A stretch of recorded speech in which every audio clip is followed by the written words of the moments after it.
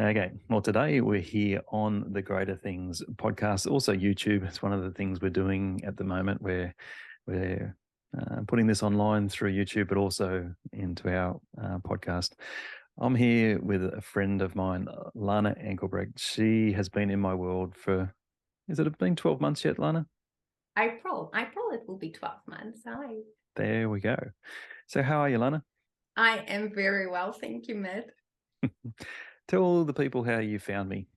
Oh, oh, that was a joyful experience. I did a few courses with Lana Englebrecht, and yeah, you are one of those trusted people that she always invites to sit around the table and share your heart, because there's so much in your heart that resonates to what people are searching for and looking for. And then I'm like, oh, Matt, I need to meet Matt. Matt sounds very interesting. And so I jumped on one of your courses. I saw you advertising prophetic mentoring, and I'm like, okay, I'm going to try that out. And so I enrolled for prophetic mentoring in April. And yeah, that's how we really got to sit with one another and really connect.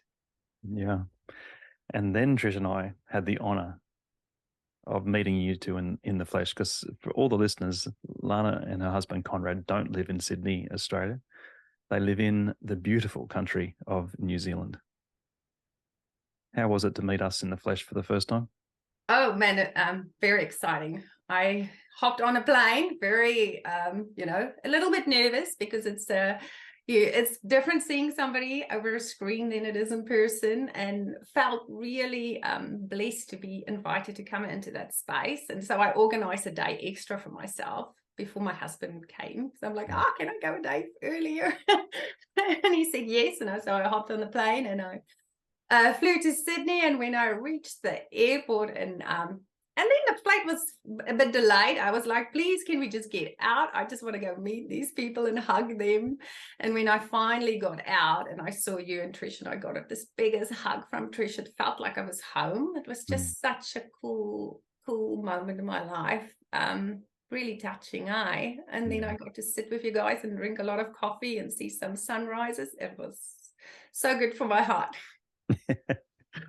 It's so good for ours as well. It was a funny moment, and I know I've shared this with you. When we first met you in the flesh, Trish, we were waiting there for you to come out of customs, and Trish says, I reckon Lana's short. And as she said those words out of her mouth, out you walk, and she goes, nope, I was wrong.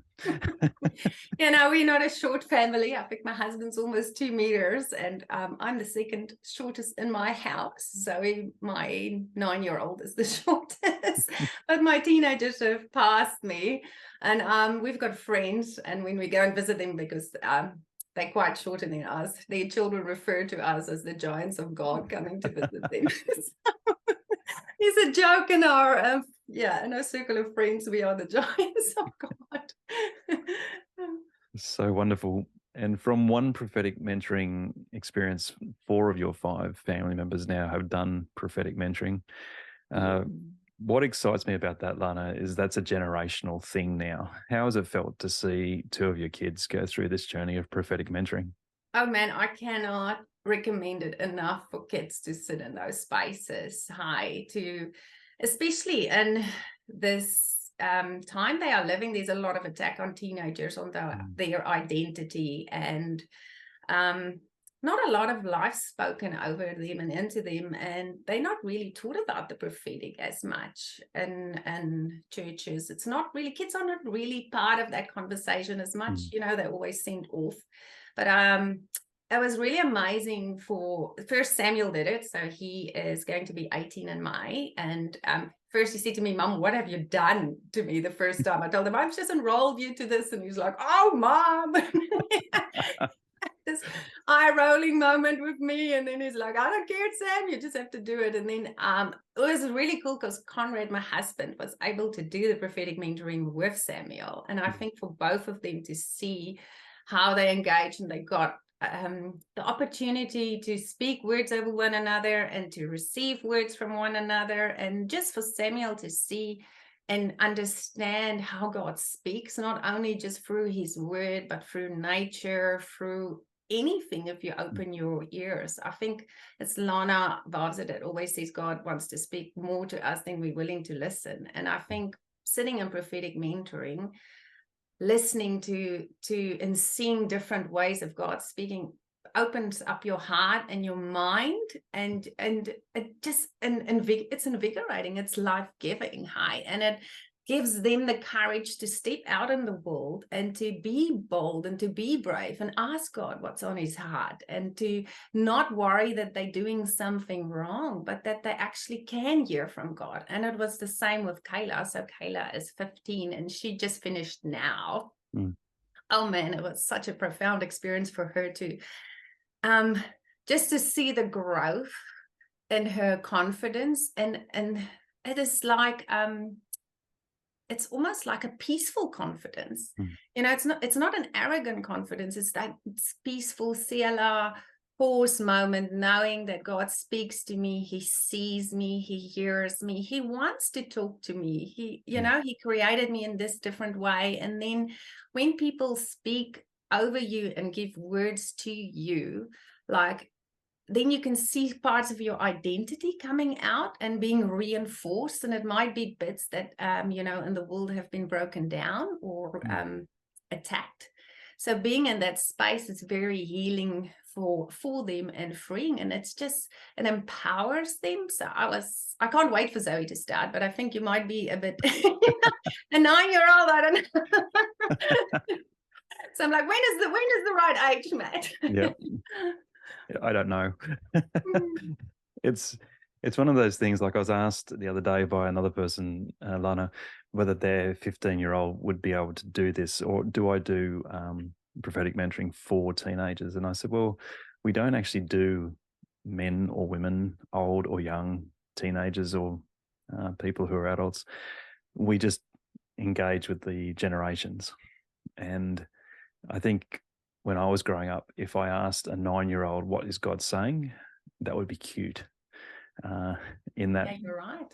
Often in that condescending concept of going, oh, that's nice, well done. But now when we're in, and as you know, we're in community, and I've used Zoe as an example many, many times, when she draws, when she speaks, because again, she has the confidence to speak to, like not many 9-year-olds would have such a confidence in that of, this is what I believe God is saying. And I watch a whole community receive from a 9-year-old. And so when we're teaching it, what age is the youngest age to do this stuff with? I don't know. I haven't explored that yet, but probably. I quite like the fact that you're doing mix of generation, because it values every generation's voice. Yep. It's not the one is more important than the other. And it makes us want to listen to people from different generations. It wants us to sit with them, to sit still and take note, because in a world where there's so much noise and so much distraction, not a lot of us are present when people speak, to really hear. And by creating spaces like that, I think we come back to learning what presence it really means, and to hear what's been shared and to value that. Yeah, I think that, because that's an act of love. Like, who doesn't like being listened to? Like, it's the worst thing in the world when you're speaking and you know that you're not being listened to, or the person's looking over your shoulder to see if there's somebody else that they need to be talking to. For me, it just feels like, oh, wow, let's go find a coffee, or let's go do something else other than this. But when you are listened to, when you are heard, there's a love in that grows and restores. And one of the stories you told me the other day about Zoe was, I sent you a message after one of our feast tables, and I said, her drawing is amazing.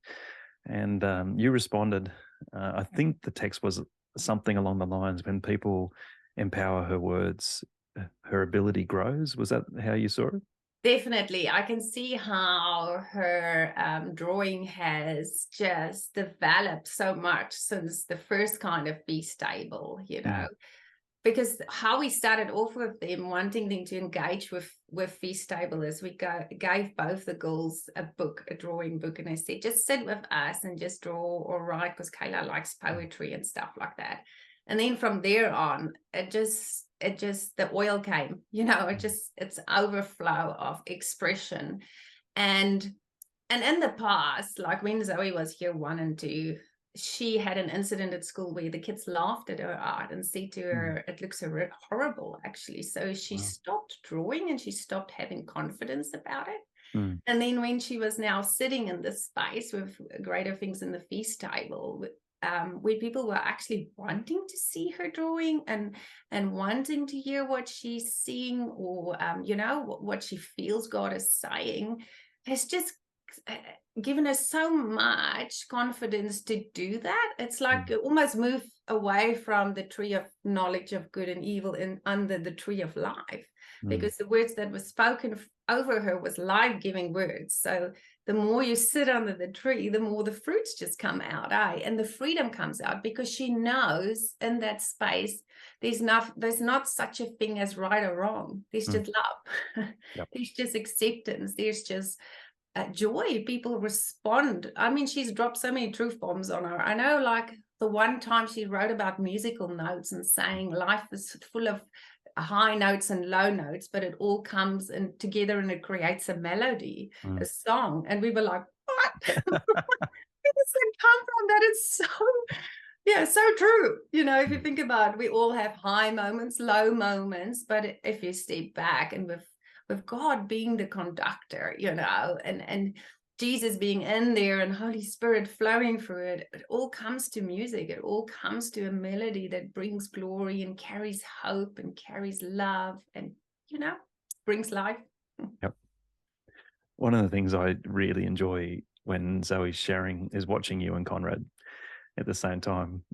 Conrad is very outwards in his expressions of like, he's like, wow, what does that do for the parents, like for you two? Like when you see your kids doing this sort of thing, like how does that empower you? Oh man. So let me start giving you a little bit of background of our relationship, if I can put it like that. Conrad grew up in a Dutch Reformed church, and I was more on a charismatic side of church. And so when we came together, it was this two ways of doing church that collided in some way and challenged one another. And it is glorious to see how God has just, both of us, just walked us out of religion, walked us out of some of the things that kept us contained and frustrated and from moving, and then now having this ability to see our children move in freedom, like expressing themselves, having a voice, that brings healing to our 9-year-old hearts, for him and for me. Yeah. And it brings healing to my daughter and my son's hearts, that because we go back to the age that she's at and where she's empowered. So it is transformational. And my parents were here for a while, and they got to view that too, to actually see that Zoe and Kayla both can say something. They both carry value, and how they get, how can I put it, asked, it blew their minds. It blew out the whole structure for this has to be a certain way. It has to fit in a certain box. And, oh, you sure this sounds a bit wrong, doesn't make sense to me kind of thing. But actually living in the full expression of what God has created Zoe to be has broken chains in my family and our generations up. Wow. See, this is to me how the kingdom works. It changes generations. Like, I think in our culture, we always look to the next generation, but Zoe's looking backwards into generations. Yeah. And she's not even probably intentionally doing it. She's just being herself. Yeah. And living in the freedom. When you find people who live in the freedom of who they are, it's infectious. It rubs off. It's something that happens. And if grandparents are seeing something of what God is doing in a grandchild and can testify to it, there's something that's shifted inside of their own belief system. There's something, or something in the way that they've even grown up. Now, before we go any further, there's a very funny story you have to share where early days of marriage, you guys nearly got divorced. Oh, yes. So I took my husband.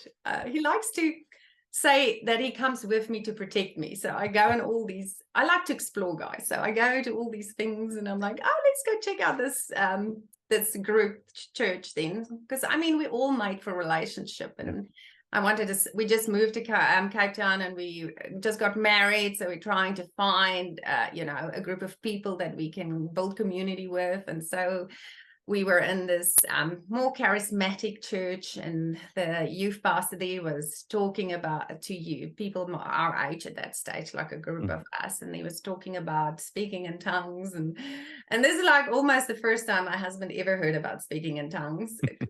In the Dutch Reform, they believe it was just in those years, and it's not something that you do now. In any case, so he's like, this is and he got very uncomfortable.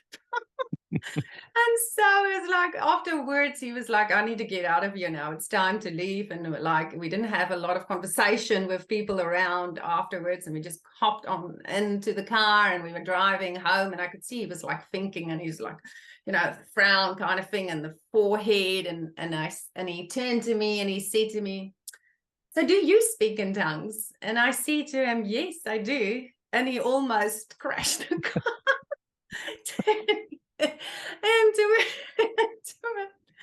But then from there now he got into gaining more understanding about it, and he found the truth that Jesus laid in there for him to find. So he went on his exploration with Jesus to discover the beauty of speaking in tongues, what it does to your heart and how it stills your mind, and how it is just a letting go, and resting in the Father's love.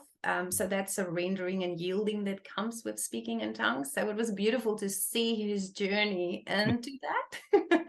But he did, I think he had that moment of thinking, who did I marry? Moment, and it's like, it's too late now. But now we're 20 years later.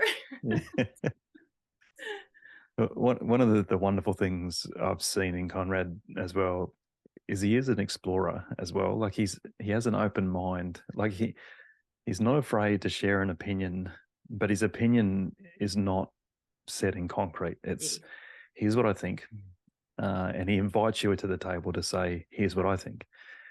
And I enjoy that wrestle. I enjoy that place, and I think in relationship, particularly when we're talking about these sorts of things, Christians have often gotten so offended that we lose relationship when we don't agree, or that person doesn't like what I'm saying or teaching. And in you two, for Trish and I, we've discovered two people who enjoy that wrestle, okay, let's just explore that. Let's just find where that leads us and what happens with that. And for us, for Trish and I, that's a breath of fresh air for us. It's a wonderful thing. So yeah, I just want to bless you guys with that too. Oh, thank you, Matt. I have to say, we both value relationships, above opinion, above people's fixed beliefs and stuff like that. If you have fixed beliefs, there's space for you on our table. If you don't have fixed beliefs, we have space for you on our table. So I think maybe it's to do with immigration. When you move countries and you move away from your support network in a way, you let go of certain requirements or certain way of thinking, because you have to adjust to your new environment. You have to make a new way of living, so you get a clean slate in a way. And so for us, immigration was a gift from God. We never, when we moved to New Zealand from South Africa, we never came to immigrate. We came to do a working holiday. And this is the grace of God moving us here so that he can clean the slate with us, so that we are able to sit with people and see their hearts and hear their stories and not have judgment over that, but just have presence and just show understanding. Because I think there's something that we long for too in our hearts, like to sit around a table, that if you do not agree with what I'm saying, that you will still choose me to love me and not hold that against me. Yeah, I think it comes from our own, desire to be received like that too. Yeah. You guys both do it beautifully well. Yeah, it's beautiful. I have to tell you, it's been your book has been transformational for us to love people better and to love one another better too. So if you ever get a chance to talk to Conrad about your book, he will have some moments to share about how it really transformed the way we think about loving somebody, with not having that aspect of expecting something back, not having that the desire to manipulate. If I do this for you, then surely you need to respond in this way, but actually just loving the person for who they are, and that, and gaining more understanding how to love people better, because I think we're all on this journey of learning how to love people better. I think the world is yearning to experience Jesus's love, and we all have some form of expression of it, but we're growing in the fullness of it. Because I mean, when we grow up, we learn certain ways. This is the way you love somebody, or stuff like that. And it's not always the true form of love. It's a person's perception, like you say, you see that through somebody's lens. So it's through our lens. But being invited into the spaces that we can redesign what love is, I think this is where we're at. I think even in what I see with my friends, the people we're walking with, what's happening with my kids and stuff, we all are challenged daily to love deeply and to love better. Yeah. Well, I do want to have one of these conversations with your man as well. That would be awesome and unreal. Normally I start these conversations off, Lana, by saying, who is Lana Englebrecht, or who is the person I'm actually talking to? We haven't done that. No, we jumped in. We jumped in the deep end and found a beautiful thread. But I think in this concept of the things that you're discovering, the way that Eden's blueprint even got you out from the tree of knowledge of good and bad to sit under the tree of life. Who is Lana Englebrecht? Oh, I love that question now, actually. I think if you would have asked me 2 years ago, I would have like, no, I can't answer you this. But who is Lana? I am Jesus's beloved God and Abba Father's beloved daughter. I am mom of 4 kids, 1 in heaven, which is with Jesus, and which I will get to hug one day, and 3 on earth. And being a mom is very part of my identity. I just like nurturing. I want to nurture everybody that I meet. I just like, come, let me hug you. Let me just love you. So yeah, being a mom really speaks to that part of identity to me. I am a wife, which I really love this journey of being a wife, being Conrad's partner, like walking things out with him, exploring things with him, learning more about how we complement one another, how when we're stronger together than we are separately, and and how we get to invite one another in spaces of, let's think about this, let's talk about that. How can we do life better? How can we love people better? I am a passionate feeler. Like, I feel intently and intensively. So which I think it's one of those giftings that we don't get a lot of teaching on. We just get told, don't let your feelings overrun you. But there's not a lot of nurturing of feelers in the kingdom, if I would put it like that. So Abba's taken me on this journey as to enjoy it, being a feeler now, while in the past it was a really challenging thing for me to be, because I didn't really know how to deal with these feelings that I pick up from other people. But through him teaching me and walking it out and inviting me into deeper understanding, I'm able to do that with my kids now, because all my kids are feelers. So my poor husband it's to do with a lot of emotions and feelings. I carry joy. I was thinking about this concept because recently everybody, when I say to somebody I feel really frustrated, it was actually Jade, she said to me, but you look so happy. How can you be frustrated if you look so happy? And I always thought growing up that, by smiling and being friendly and joyful, I could protect myself. But I actually realized recently through revelation from Abba that was the way he carried me through things. And he actually protected me through things by giving me this joy and times and challenges that I didn't understand.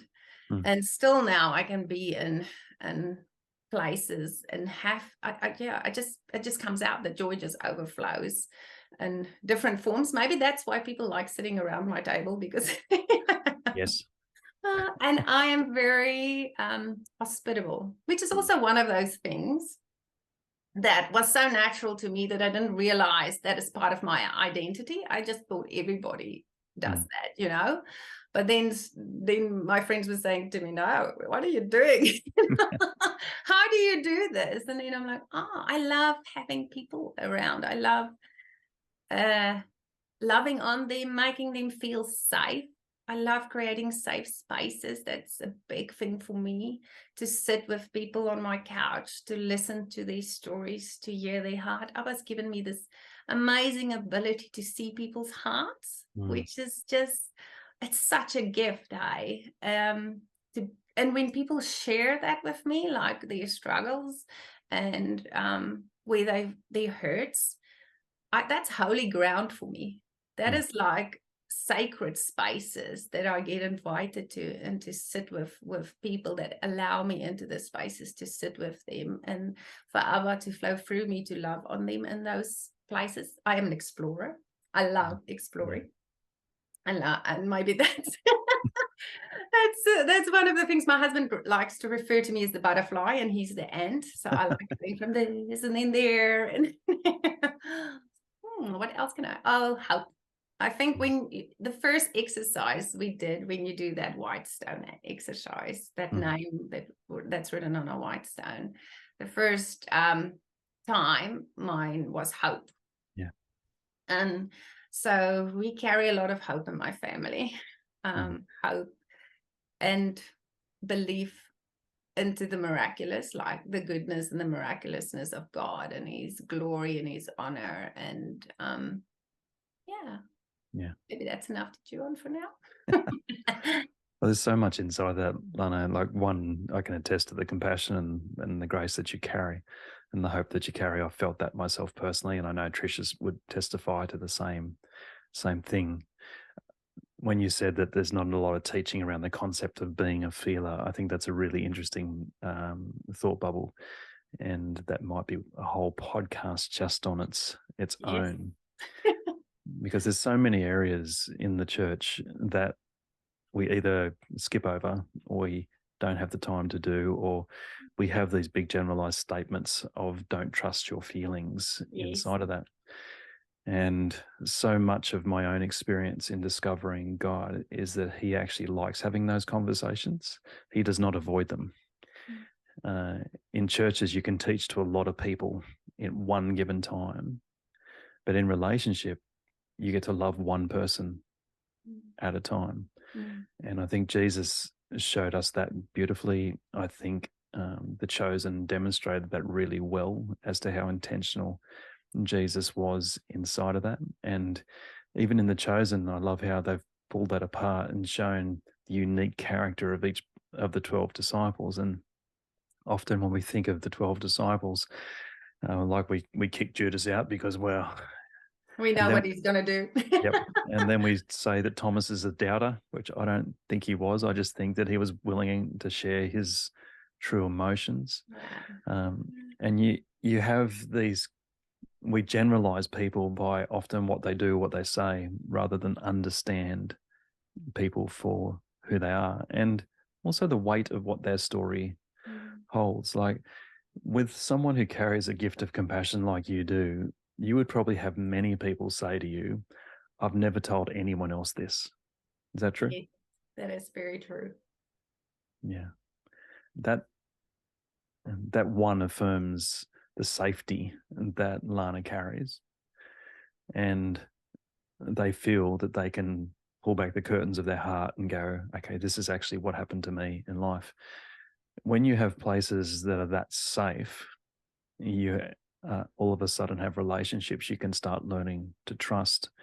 And for many people in our society, they just haven't had that. They haven't had that in their family of origin, or they haven't had that in some of the expression of growing up. Like even Zoe being told by classmates that she can't draw. Like that's enough to close many kids down forever, and they just change tact and they become mathematicians or they become scientists or whatever else. But they can lose that because they haven't got that safe place there. How do you feel about all of this? Yeah, I have to say that is one of the, maybe my biggest heart's desire is to have a safe space for people. Yeah. Because I think a lot of people that I walk with, they've been shut down because of things, that's happened to them or been said to them, but they have never had a space where they can actually voice it without judgment. I think there's a lot of people listening to respond instead of listening to actually hear what the person is saying, and to be able to sit with a person and see their heart and not judge what is seen to be right and wrong, because that's not a space to judge what is right or wrong. That is a space to love on somebody and say it is okay to actually feel like that. For some people, they just want to have the permission, to feel like that, to say that it is okay.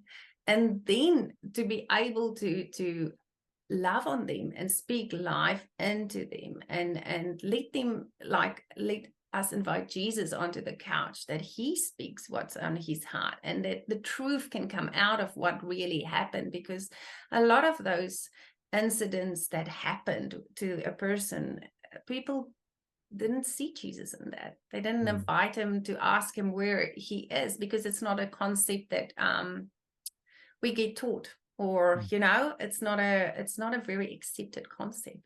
But for people to be able to be okay to question, to be okay to say, this hurt me, this made me feel frustrated, this made me feel betrayed, and to be seen, because a lot of people are not seen. A lot of people are just glanced over.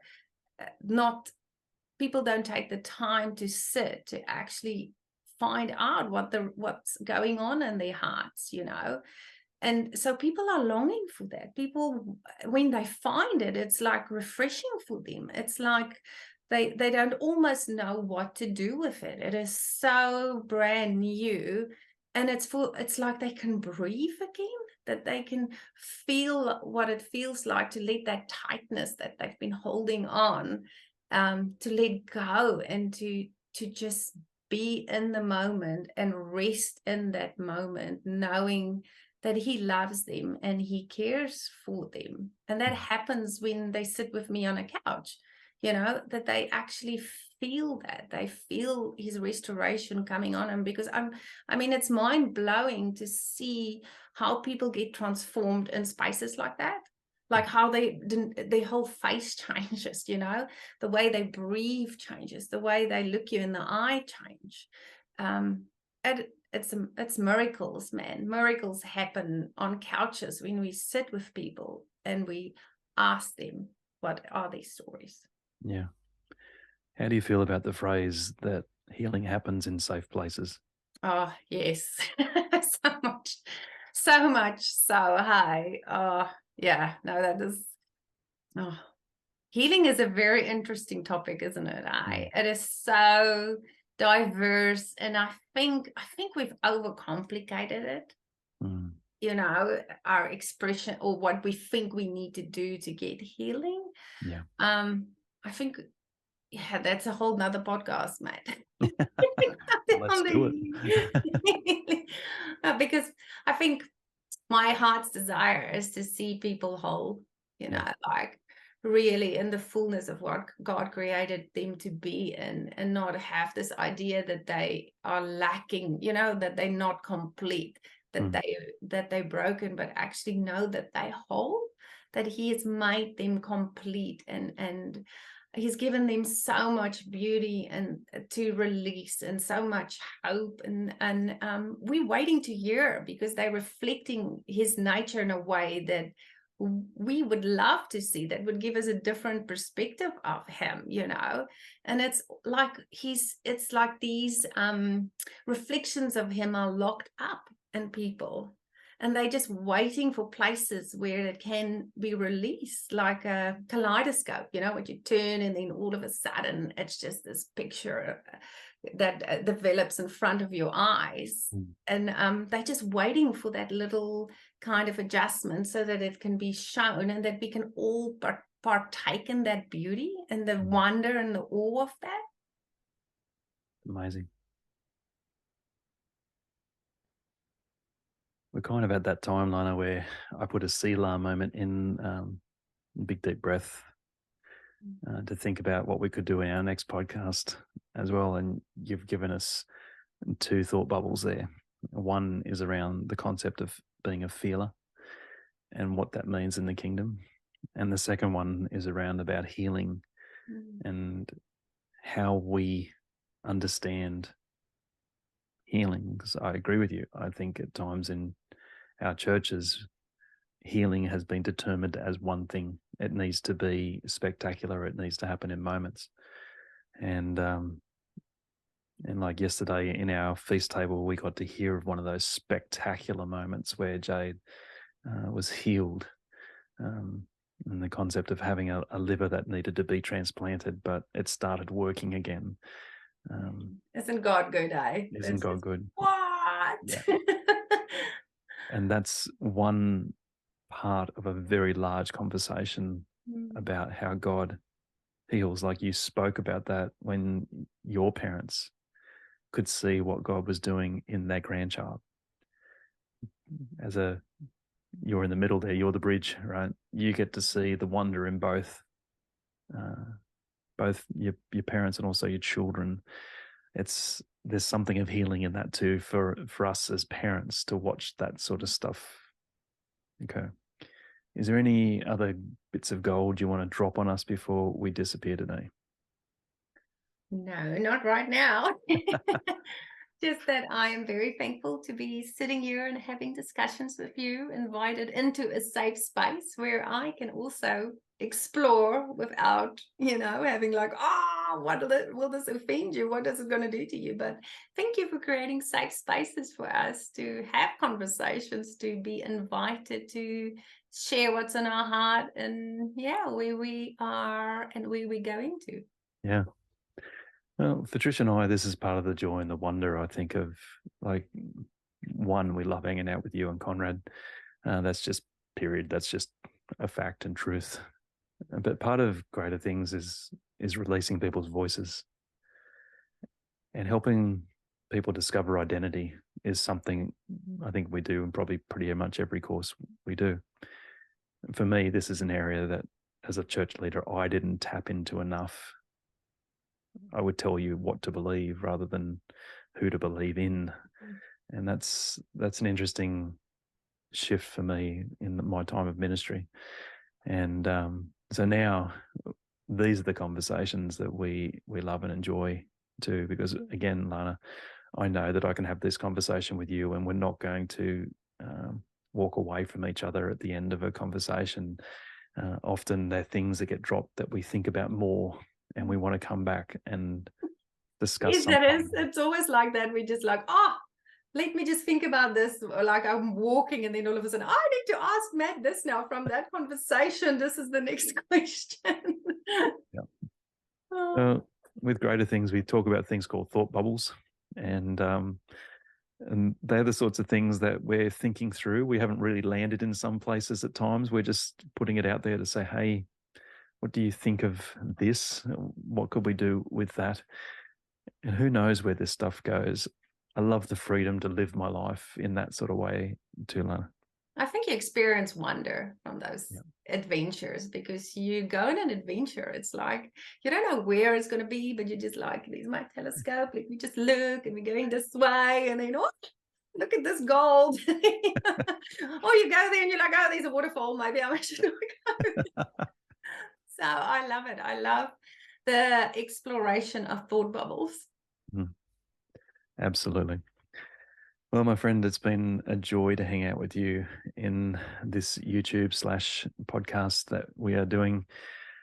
For everyone who's listening, thank you for following along. If you are supporting us in a financial capacity, just want to say thanks. If you'd like to, there's a little thing called Buy Me a Coffee as a link. Just helps us do these kinds of things in bigger and stretchier ways. Other than that, we'll be back in your ears next time. Bye for now.